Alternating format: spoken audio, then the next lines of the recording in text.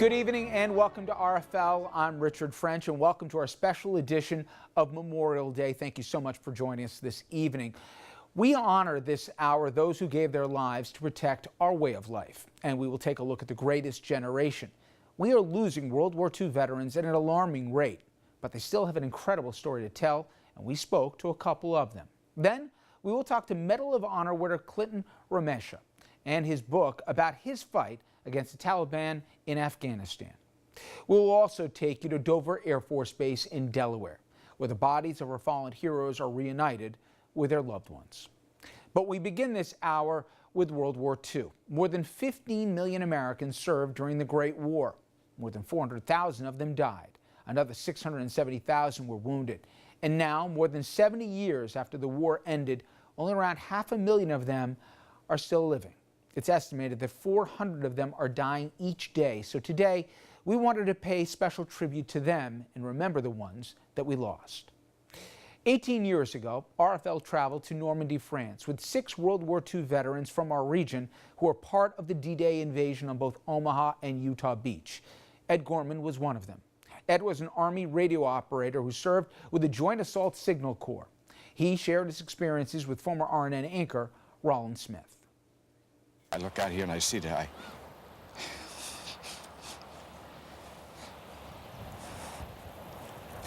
I can see the boats and the men coming ashore. Yeah. I can actually visually see human beings trying to assault this beach. Ed Gorman still sees a battlefield as he looks out onto this beach. The last time he was here, he wasn't even 20 years old. It was June 6th, 1944, D-Day. They got off the Rhino, as we called it, onto the beach, and it was just a mass of equipment, men, bodies. The beach was lined with the dead and wounded, and yet we had to work our way up from what you see down there, the water's edge, up to the dune line or the crest of the hills here. And this is clear now. You have to, if you can, picture barbed wire, the defense, the German defense with the steel barricades and booby traps and landmines. As I look at it now, so quiet and peaceful, I can't help but say to myself, how'd we do it? Yeah. How'd we ever get through it? Ed was a member of the 294th JESCO. It was their job to set up communication on Omaha Beach. I was a radioman, but if you can visualize our wiremen trying to run wire along this beach from one command post to another, trying to find them, first off, under fire for days on end, while the beach was still a very active place and still under fire. For the first couple of days, we were anticipating counterattacks coming up over these hills. We didn't know what to expect. We kept hearing there's going to be a counterattack tonight. All I know is that I remember I didn't sleep for about 60 some odd hours. As Ed and I walked along the cliffs overlooking Omaha Beach, sights would trigger memories of that day. Filled in, I'd see where the guns were. Oh, okay. Okay, all up in here, and they could do anything they wanted. Another one over there. When we took over the entrenchments and took over their fortifications, and we got in here and was able to go into the trenches, and you looked up and down this beach, and you saw where their guns were placed and the way and every gun had a certain perimeter that it was responsible a field of fire. A field of fire. Okay. And you look at it and you say, they didn't miss an inch. They didn't miss an inch. And we said, as we came ashore, what the hell are they doing here? We sent so much firepower in here, we thought there would be a walk-in. Our training sort of made certain things second nature to us. Wow. What it didn't prepare us for is the devastation that we saw. Even though you see, the dead and the wounded around you, you say, well, it's not going to be me. But as almost any soldier who was there will tell you, they sometimes wonder why they made it off the beaches alive when others did not. And I've often felt over the years that God saved me for a reason. A monument overlooking Omaha Beach remembers men who fought alongside Ed Gorman, men who came to these shores and never left. I can still see those ships. Yeah, I bet. I can see them just standing here with you. Yeah. All out there. All of them. Well, God bless them. Yes, all of them. And I pray for them every night. Sadly, we lost Ed last year. Joe Pisano, another one of those brave men. Pisano landed with ground forces on D-Day. And I spoke with Ed and Joe here in the RNN studios back in 2009. I'm very proud to now welcome D-Day veterans Ed Gorman and Joe Pisano, as well as the soul of that project 10 years ago, former RNN anchor Rollin Smith. Gentlemen, truly a pleasure to have you all with us. Appreciate Good to be here. Great to be here. It's great to see these two guys. Absolutely. Yeah. Well, nice to see you too, Ron. We're still here. 10 years. Did it feel like 10 years? It went so fast. Well, it went fast, like you said. Yeah, we'll get into it. A lot's happened, obviously, in lot 10 happened, years, but yeah.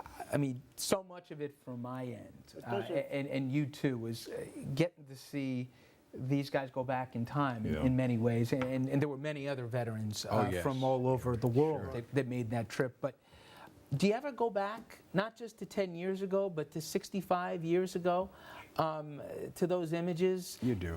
Yeah, Always you do. You never get the forget. flashbacks. You always think about it. It's one of the hardest things. Do they flash when it comes time for June 6th, or does it happen almost periodically any time of the year? Rollin, I don't know how to properly say this, but I get it every night. Yeah, I'll I bet. did it lots of times. I always think about it. Very frequently. Something you never forget, you know. And so, You know, there was obviously times 10 years ago, guys, when we went there where it obviously brought a lot back, but you're glad you went back, right? oh yes, Oh, I was happy. absolutely. Yeah, it was a Yeah. big thing in our lives. It is. It was a big change in my life, really. It Mine really too. was. It's Mine too. It's opened so many doors for me, and I've met so many wonderful people, and so many people have been so kind and gracious, and we've met, you know, Joe and I and the other four of us. Unfortunately, they're not here, Yeah. but there was a bond built not only with them but with you. With That's you right, folks, with your the- family, your family, Rollin, right. We went to your all of our weddings and technicians, whatnot, the yeah. cameramen, the audio men. You know, it was just such a wonderful experience and a melding of people getting together and becoming a family. I wanted to ask you something, because we could go on about all the Oh, stories yeah. from the trip, but you have covered a lot. And people recognize Rollin from the network, from, if you live in New York, certainly from the marketplace, but you've been all around the world covering stories. But you said to me after the trip that this one not only held a special place in your heart, Yeah. but it was one of your proudest moments in front of a camera. Absolutely. Having covered, as you suggest, any number of different kinds and types of stories in so many places, but to be with you guys at that time and place, for me, was the most extraordinary story at that point that I had ever covered. The emotion from each of you Yeah. that you shared, you were okay. You let yourself be vulnerable Yeah. to the camera, to me, to Richard, to all of us who went there. And you literally, we got a chance to feel an empathetic resonance deep within your being that then became ours. And I'll tell you something, Normandy, for me, was a place that's so different from the rest of France. Yes. I've been to France dozens and dozens of times, both on stories as well as vacation. And but when you go to Normandy, you're in a different country. That's right. They love Americans. They love Absolutely. Americans. And That's I mean, right. the way they treated you guys, Not was like you were you hear. returning heroes. That's You were behind your Exactly. shield, you know, like the old Roman Yeah. soldier. when you came in there, and they loved you. Yeah, Yeah. they did. You know, for all the good times of it, there was, and I've talked to countless viewers who've seen this series, and we played it more than a few times. They said that it opened up a dialogue with their grandfather or Yes. with their dad, That's or right. that you guys were from a generation that you kept it to yourselves when you came back home, and sometimes family didn't know. Maybe they saw Saving Private Ryan, and maybe they saw Tom Brokaw's beautiful book or read it, Yeah. The Greatest Generation, Yeah. but it did open up an opportunity to talk about what happened, how important it was, a chapter in American history, but also about some of the stuff that you guys kept to yourselves. Yeah. Yeah. As you know, I'm very active in the American Legion. I'm the service officer of my post. And at least 2 times a week, someone will come up to me and a relative of a World War II veteran who's seeking information, or will come up and say, gee, I wish my dad or my grandfather or my uncle or whoever was there would open up and talk about it, would tell us about it. It's hard. Some people just can't do it.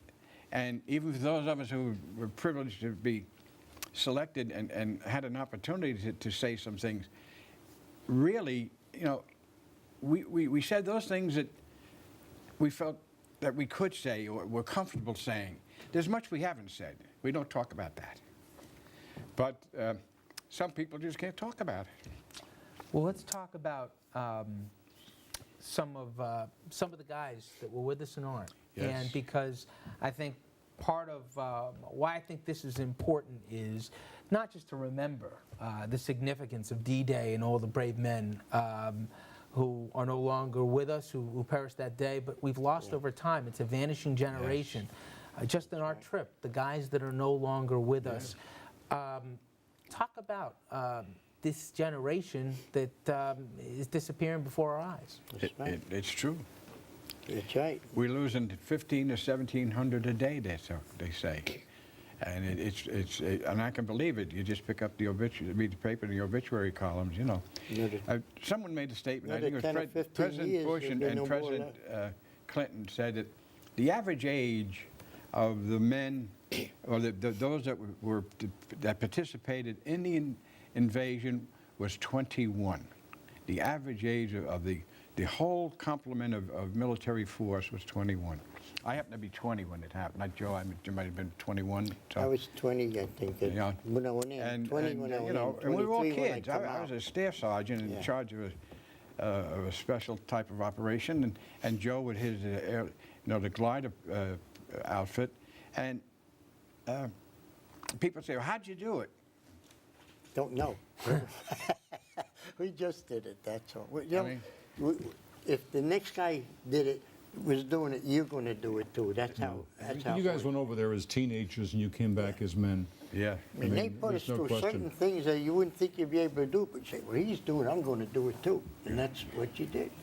There's no backing down, you know. But I was in airborne. We were airborne all the way. That's how we figured, we're not going to back down on anything. That's But- how we were. But the one thing that struck me is as painful as it was, and I saw a lot of you guys when you went by the cemeteries, and I know you did, Yeah. Joe, and you saw guys from your unit that obviously didn't make it back from those beaches. Same thing, all the guys. And what about the That unknowns? when you right, and when they, Yeah, they shaded in those names with the Yeah. with the tracing paper, Yeah. And they- you're still glad you were there. That it's one of Oh, the yes. chapters Oh, of your yes. life that you're Yes. most proud of. Yes, Yes, yes. absolutely. Sure are. And I'm one of the very few, and I don't say this braggadociously, I say it humbly, that was reassigned, if you will, from the European theater of operations to the Pacific theater of operations. After D-Day and the breakthrough of the Battle of St. Lo, it was decided to pull us out and rotate us back to the United States. We thought we were coming back as cadre for another outfit, only to find out that no, we wound up down in Hawaii, and I was on board a ship in August of 1945, And the war ended. getting ready to go to Okinawa or wherever they were going to send us in advance of the invasion of Japan. And thank the good Lord it ended, because, we were now a seasoned unit, having experienced what we did in Normandy and going through what we did and realizing the potential that we were facing regarding losses, believe me, you can call me scared, yellow, whatever, but I was glad it ended. Anything Well, I'm you'd glad like too. to say to this, Roland? Because Just that it was a magnificent experience, and as I started to say before, it was one of the more important ones in my repertorial career. The only thing that equals it in terms of coverage for me was when 9/11 happened. Yes. Yeah. In many ways, The country got patriotic again. yes, indeed. Yeah. Yeah. But It- they soon forgot again. And you know, that's what makes this country so great, Yeah. is not only people like you and all of the colleagues that you hung out with and that you fought with and who you mourn today because they didn't get a chance to live the lives that you did and rebuild America. But you know, those of us, my generation, Rich's generation, and in my grandchildren's generation, someday they'll honor you by the knowledge of knowing what you did, meaning your generation. Thank you. And I'd just say from my end that I've told people if you're going to go somewhere, go to that bluff in Normandy. Yes. And if you want to understand sacrifice and understand the best of America, I think it's in those perfect symmetrical rows of crosses and stars of David from all across America, Yeah. cities, farms, Yeah. whatever. And I'll never forget it, and I'll never forget that trip, and obviously your service as well. So, gentlemen, thank you very much. Well, we thank you for having this. We're happy and to have God bless you been both. there. and and- God bless your families. That's right. You know, to this day, one of the greatest privileges I ever had was getting to know and call those 6 veterans friends, and their sacrifice to this country, as well as so many other millions who put their lives on the line, is something that as a nation we owe an undying debt of gratitude to. Coming up next, we will visit West Point to tell you about a very special cadet who's getting a very special memorial in his name.